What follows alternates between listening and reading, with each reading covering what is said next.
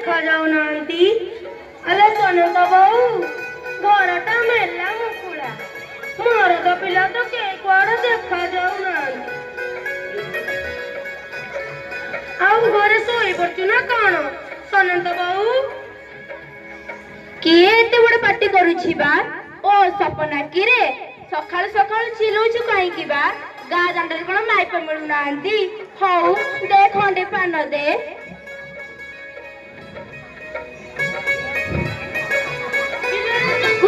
इले लो जो गुडी उठी थिलो बा डाकी डाकी तंती पड़ी गला हेले सुना तो बड किछि नाही जदी मागुछु हौने लबंग दिया पानटे खाई दे खाइले लो मुहटा बासुथिबो जे बासुथिबो आउ घरे पुओ बहुत कोन देखा जाऊ नांती झगड़ा होइछि ना कोन नाइलो सपना बोक्तार पिला हब 10 मास पूरी गलाणी पुओटा 5 दिन हेलाणी डाक्तरखाना जाइछि खोज खबर किछि नाही ए मास शेष हबाकू गलाणी बहुतार समय भी बिगड़ी गलाणी तू कौन ए पर्यंत भद्रक जाइनु कि रे बुझिलु ना ना बा दिन राति अटी गाई को मोरी बतर पड़ी चोटी समय टाइम 5 दिनरु अधिक हेलाणी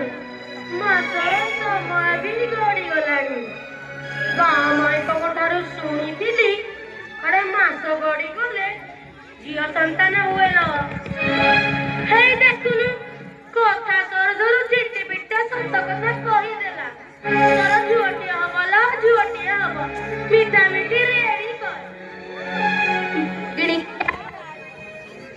जो गिणी क्या बाटी बसा माइचिया कोई कोन झियो कोन मो वंश रक्षा करिवो बुझिलु ना ना बा रागुते किया मो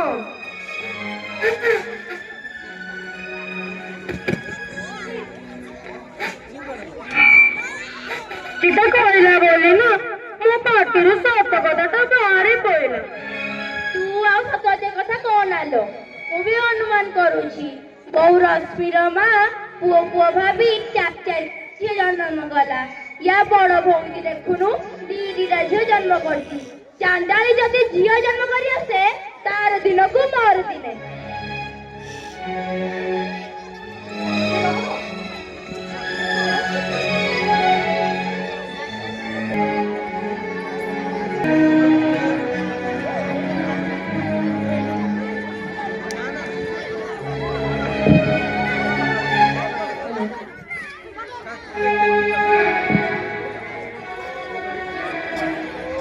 मालो बोलो मरी गली रो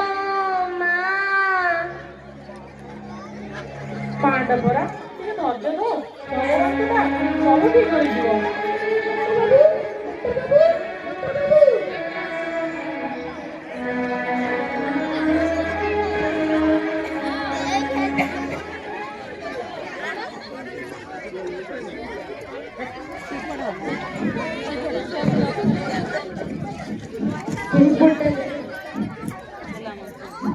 देखो तू पेशेंट वर्तमान सीरियस अवस्था रे अछि छोरा महावीर अधिक समय रहि थिबारु अल्ट्रासाउंड रिपोर्ट कहउछि जे पिलाटी साधारण भाबे जन्म होई परिबोनी जदि भी हुए मां ओ छुआर प्रति विपद अधिक आपण माने स्थिर करंतु आमे ऑपरेशन कर देबा जरी करबे डॉक्टर बाबू कन्नड़ कई मालूनी अरे तुने ए जुगरे पिलाटी तो ऑपरेशन हेले भी आपण का स्त्री माने रश्मि आ गोटे संतान जननी होई परिबो ना कोन कहउछंती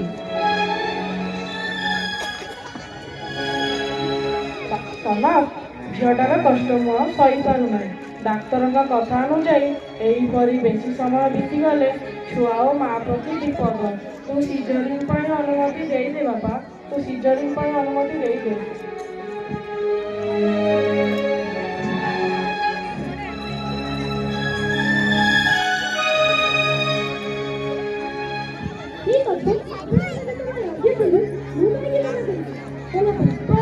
देख बाबा तू अन्य किसी भावना एमान सुरक्षा कही दे बाबा कही दे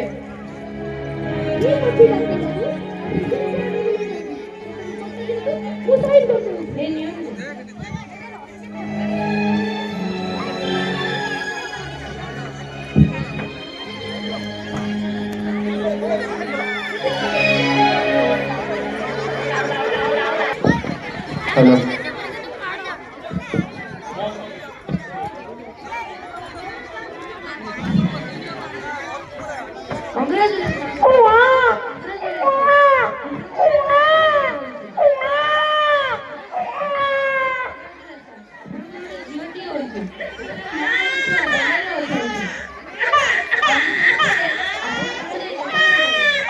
ଧନ୍ୟବାଦ ଡାକ୍ତର ବାବୁ ମୋ ଝିଅ ଏବଂ ନାତୁଙ୍କ ଜୀବନ ରକ୍ଷା କରିଥିବାରୁ। ବେଶୀ ଦିନ ନୁହେଁ 4-5 ଦିନ ପରେ ଆପଣ ସକ୍ସେସ୍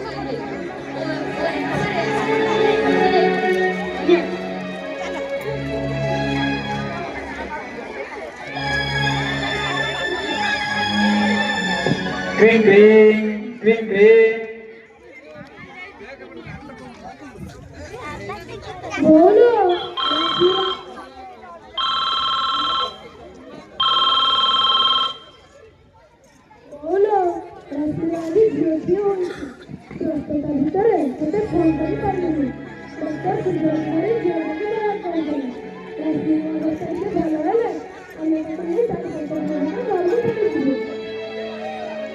ହଇରେ କଣ କହିଲୁ ଝିଅଟିଏ ହେଲା ପୁଣି ସିଜରିଂ ହେଇଛି ମୋ କୂଳ ଭସେଇ ଦେଲୁ ରେ ମୋ କୂଳ ଭସେଇ ଦେଲୁ 4-5 ଦିନ ରହିବୁ ସେ ଡାମ୍ବରା ଖାଇ ରଶ୍ମିର ଝିଅ ହବ ବୋଲି ମୁଁ ଆଗରୁ ଜାଣିଥିଲି ତା ବଂଶରେ ତ ଝିଅ ଛଡା ପୁଅ ମୁହ କେହି ଦେଖିନାହାନ୍ତି ସତରେ କଣ ମୋ ବଂଶଟା ବୁଡିଯିବ ନାତି ମୁହ କୁଡ କେବେ ଦେଖିପାରିବିନି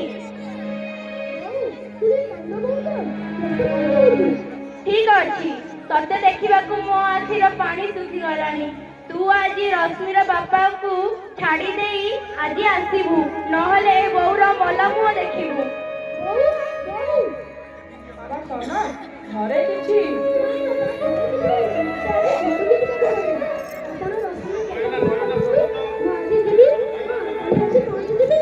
ହଁ ବେଶୀ ଦିନ ହୋଇଗଲାଣି ସମୁଦ୍ରୀ ସେଠି ବ୍ୟସ୍ତ ହେବେଣି ତମେ ଯାଅ ମୁଁ ଏଠି ରଶ୍ମିର ଦେଖାଶୁଣା କରୁଛି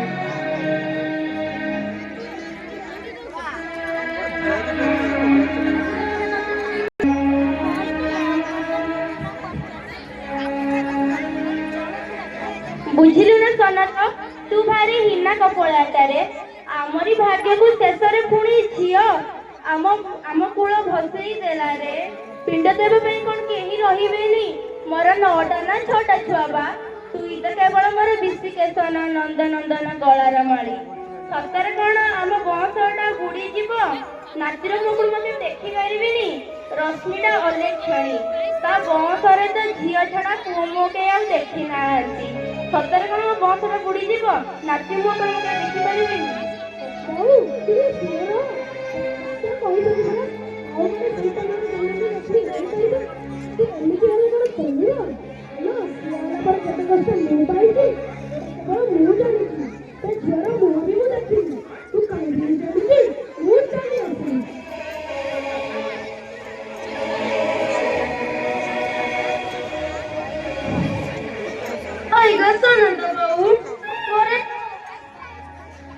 ଘରେ ଗো ଝିଅଟା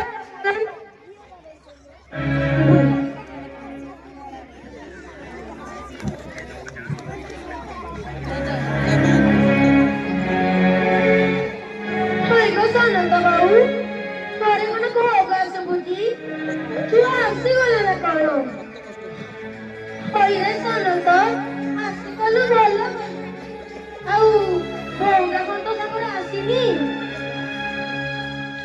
ଝିଅ ହେଇଛି ନା ପୁଅ ଆରେ କହୁନା ଚୁପ୍ ରହିଲ କାହିଁକି ଆରେ ନାଇଁ ପାଟି କଣ ପିଲେ ଯାଇଛି ମୁଁ ଆସିବା ପୂର୍ବରୁ ଏତେ ବଡ ପାଟି କରି କଥା କହୁଥିଲ ଆଉ ମୁଁ କେବଳ ସବୁ ଚୁପ୍ ଇରେ ସପନା ଝିଟିପିଟିରେ ସତ ଅଧେ କଥା କହୁଥିଲା ଲୋ ଆମ ବୋଉ ସାନ୍ତାଣୀଙ୍କର ଝିଅଟିଏ ହେଇଛି ସନତର ବଂଶଟା ବୁଡିଗଲା ଲୋ ବୁଝିଲୁ ସେ ପୁଣି ସିଜରିଂ କଥା ଲୋ ଗାଁ ସାରା ଟୁପୁରୁ ଟାପୁରୁ ଅଡ଼ସଟା ବୁଡ଼ିଗଲା କିଏ ଜଣେ ଆଉ କଣ ରଶ୍ମିର ବିଶ୍ଵ ହବ ସେଇ କଥା ଲୋ ସନଦକୁ ଟିକେ ବୁଝେଇ ଦେ ରଶ୍ମି ରେଖା ଅମଙ୍ଗଳୀ ତାର ମାର ବି ଝିଅ ତା ବଡ ଭଉଣୀର ବି ଝିଅ ତାଙ୍କ ବଂଶରେ କେବଳ ଝିଅ ହିଁ ଝିଅ ଆଉ କଣ ପୁଅ ହବ ନା ମୁଁ ନାତି ପୁଅ ଦେଖିବି ବୁଝିଲୁ ନା ନା ବାପା ଆଜିକାଲିକା ଟଙ୍କା ଏ କଥା କଣ ସତ ମିଳିବେ ଝିଅ ରଶ୍ମିରେ ନା ଝିଅର ତ ତାରି ଲମ୍ବେଇ ଦେଇଛି ଆଉ କଣ ତାର ପୁଅ ହବ ଆମ ସାନତା ପୁଅ କଣ ପୁଅ ମୁଁ ଦେଖିପାରିବ ହେଲେ ମୁଁ ଗୋଟେ କଥା ଭାବୁଥିଲି କହୁନୁ କହୁନୁ ରହିଗଲୁ କାହିଁକି ବା ରଶ୍ମିକୁ ବାଦ ଦେଇ ଆମ ସାନତା ପୁଅଟାକୁ ଆଉ ଗୋଟେ ବାହା କଲେ କେମିତି ହୁଅନ୍ତା ଯଦି ରଶ୍ମି ତା ଝିଅକୁ ଧରି ତାଙ୍କ ଘରେ ରୁହନ୍ତା ତ କଣ ତା ବେଦ ସୁଧାରି ଯାଆନ୍ତା ମୋ କଥା ମାନିବୁ ଯଦି ତୋର ପୁଅ ଦେଖିବି କି ନାଇଁ ଜଣା ପଡିଯିବ ଏଥର ସାନତା ପୁଅଟା ବାହାଘର ପକ୍କା କର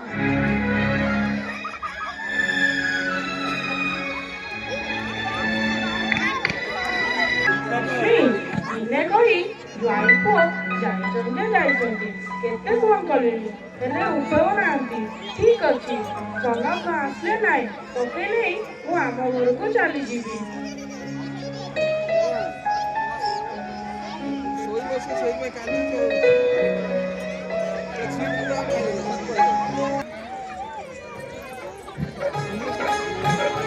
ଆଉ ବୋଲିଲେ କି କଣ ଭାବୁଛୁ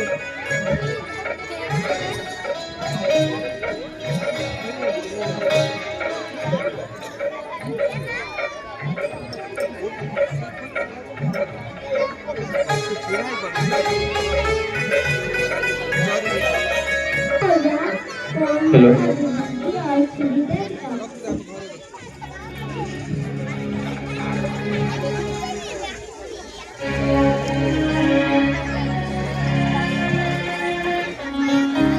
मंगलम भगवान विष्णु मंगलम मधुसूदन मंगलम पुंडरीकाक्षो मंगलायतन हरि ओम सर्वमंगल्ये मंगल्ये शिवे सर्वार्थसाधिके शरण्ये त्र्यंबके गौरी नारायणी नमस्तुते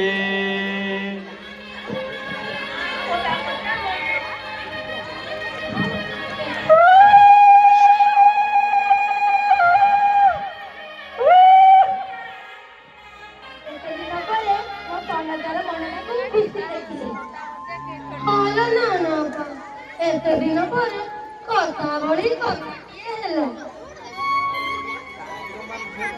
ନା ମୁଁ ଯାଉଛି ମତେ କଲ୍ କରିବ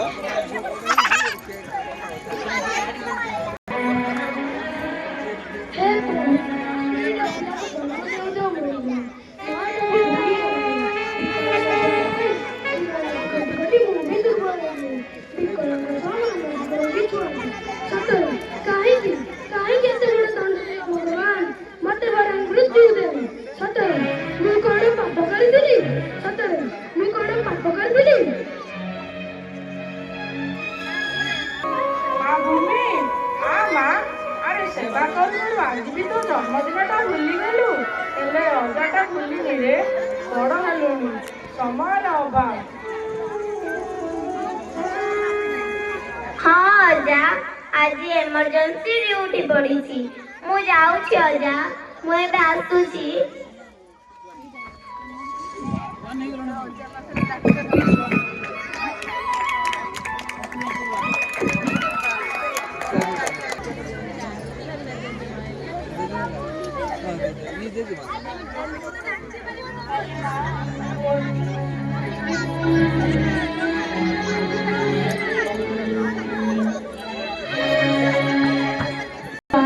ପୁଅଟା ଦୁର୍ବଳ ହୋଇଯାଇଛି ଘରେ ବିକଳାଙ୍ଗ ନାତିଟିଏ ପଡ଼ିଛି ତୁ ଟିକେ ଦେଖିଲ ମା ଆମ ପାଖରେ ମଣିଷ ଅଛି ନା ପଇସା ଅଛି ତୁ ଟିକେ ଦେଖିଲ ମା ହଁ ବୁଢ଼ୀମା, ତୁମେ ଆଦୌ ବ୍ୟସ୍ତ ହୁଅନ୍ତୁନି। ମୁଁ ଏବେ ସଙ୍ଗେ ସଙ୍ଗେ ସବୁଗୁଡ଼ା ଟେଷ୍ଟ କରିଦେଉଛି। ରିପୋର୍ଟ ଆସିଲେ ମେଡ଼ିସିନ ମଧ୍ୟ ଦେଇଦେବି। ହଁ, ମୁଁ ତାଙ୍କୁ ୱାର୍ଡ ଆଡମିସନ କରିଦେବି। ଆପଣ ଆଦୌ ଚିନ୍ତା କରନ୍ତୁ ନାହିଁ। ମୋ ପାଖରେ ଏଇ କେତେଟା ଟଙ୍କା ଅଛି। ଟେଷ୍ଟ ପାଇଁ ତ ବହୁତ ଟଙ୍କା ଲାଗିବ। ନାଇଁ ବୁଢ଼ୀମା, ଆପଣ ଘରକୁ ଯିବାକୁ ବାଟ ଖର୍ଚ୍ଚ ରଖିନିଅ। ଆମେ ତ ସେବା ପାଇଁ ରହିଛୁ। ଆଉ ଏ ରୋଗୀ ତ ମୋ ବାପା ବୟସର। ଏତିକି କ'ଣ ତାଙ୍କ ପାଇଁ ମୁଁ କରିପାରିବିନି?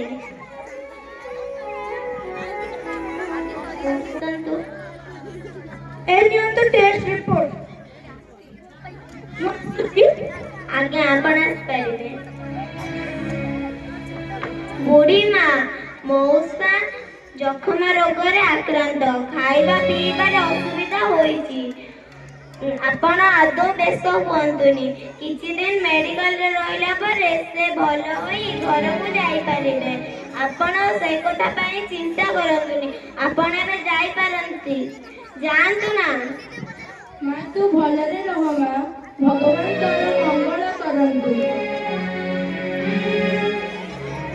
ହଉ, ଏତେ ଦିନ ପରେ ମୋ ସନନ୍ଦଟାକୁ ବସିବାର ଦେଖି ମୁଁ ଆଜି ବହୁତ ଖୁସି। ଆମେ ସବୁ ତୋ ପାଖରେ ଋଣୀ ଲୋ ମା। ନାଇଁ ବୁଢ଼ୀମା, ଏସବୁ ତ ଆମମାନଙ୍କର କର୍ତ୍ତବ୍ୟ। ଯେତେବେଳେ ଯୋଉ ଡାକ୍ତର କର୍ତ୍ତବ୍ୟର ହେଳା କରେ, ଭଗବାନଙ୍କ ପାଖରେ ସେ ଦୋଷୀ ହୋଇଯାଏ। ଲୋକମାନଙ୍କର ସେବା ହିଁ ତ ଆମମାନଙ୍କର ମାଧବ ସେବା। ତୋ ଘରେ ବାପା ମା ଆଉ କିଏ ଅଛନ୍ତି? ତୋ ଭଳି ଝିଅ ଜନ୍ମ କରି ସେମାନେ ଗର୍ବ କରୁଥିବେ।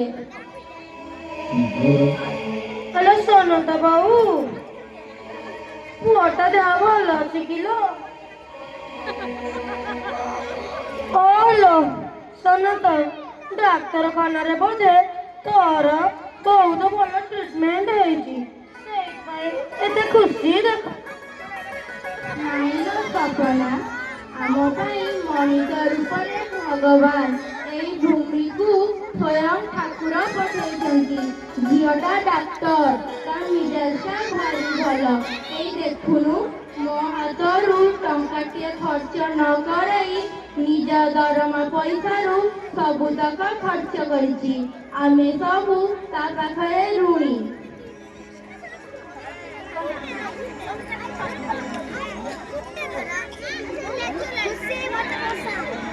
ତୋ ପାଇଁ ବରଦାନ।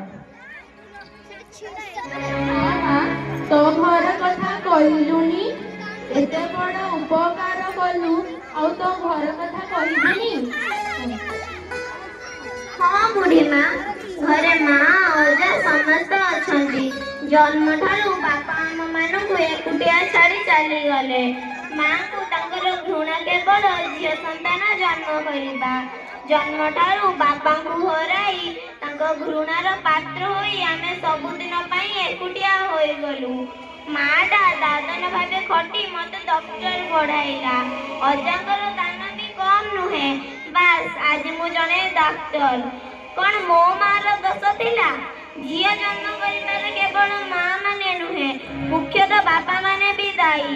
ହାଇସ୍କୁଲ ପଢୁଥିବା ସମସ୍ତ ଛାତ୍ରଛାତ୍ରୀ ମାନେ କହିପାରିବେ କି ନାରୀର 2ଟି ଏକ୍ସ କ୍ରୋମୋଜୋମ ବା ଗୁଣତନ୍ତ୍ର ସହ ପୁରୁଷର ଗୋଟିଏ ଏକ୍ସ ଓ ୱାଇ କ୍ରୋମୋଜୋମର ମିଳନରେ ପୁଅ ସନ୍ତାନ ଜନ୍ମ ନିଏ। ତ ପୁଅ ଓ ଝିଅ ଜନ୍ମ କରିବାରେ ପୁରୁଷ ଦାୟୀ ନା ନାରୀ? ତା ଛଡ଼ା ଝିଅଟିଏ ଜନ୍ମ କରି ନାରୀ କେଉଁ ଅପରାଧ କରି ପକେଇଲା? ସେ ବି ତ ନାରୀଟିଏ। ଆପଣ ବି ତ ଜଣେ ନାରୀ। ନାରୀ ତ ସୃଷ୍ଟିକର୍ତ୍ତା। ନାରୀ ବିନା କ'ଣ ସୃଷ୍ଟି ସମ୍ଭବ?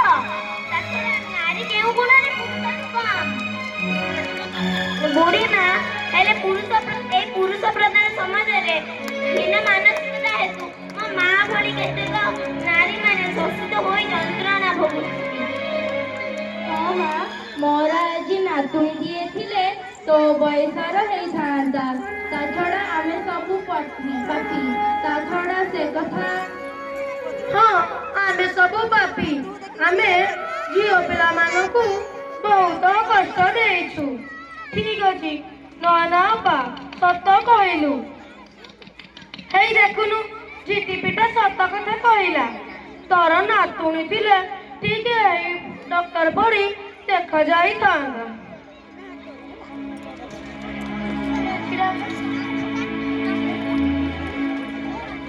ଆଜି ଯାଇଥାଉ।